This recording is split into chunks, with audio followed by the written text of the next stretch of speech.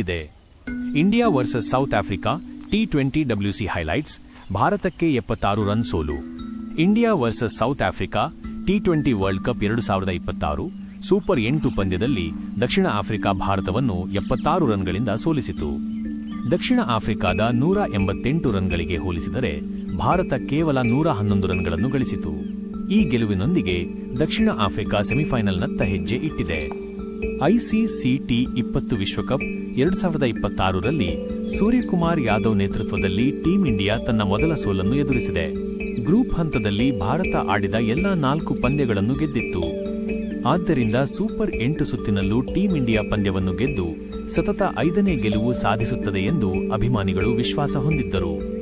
ಆದಾಗ್ಯೂ ದಕ್ಷಿಣ ಆಫ್ರಿಕಾ ಅಹಮದಾಬಾದ್ನ ನರೇಂದ್ರ ಮೋದಿ ಕ್ರೀಡಾಂಗಣದಲ್ಲಿ ನಡೆದ ಪಂದ್ಯದಲ್ಲಿ ಟೀಂ ಇಂಡಿಯಾದ ಗೆಲುವಿನ ಓಟಕ್ಕೆ ಬ್ರೇಕ್ ಹಾಕಿತು.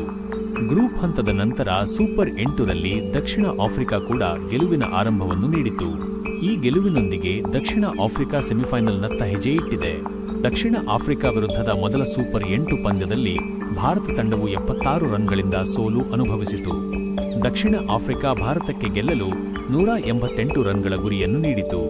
ಇದಕ್ಕೆ ಪ್ರತಿಯಾಗಿ ಭಾರತ ತಂಡವು 20 ಓವರ್ಗಳನ್ನು ಪೂರ್ಣಗೊಳಿಸಲು ವಿಫಲವಾಗಿ 18.5 ಓವರ್ಗಳಲ್ಲಿ 111 ರನ್ಗಳಿಗೆ ಆಲ್ಔಟ್ ಆಯಿತು.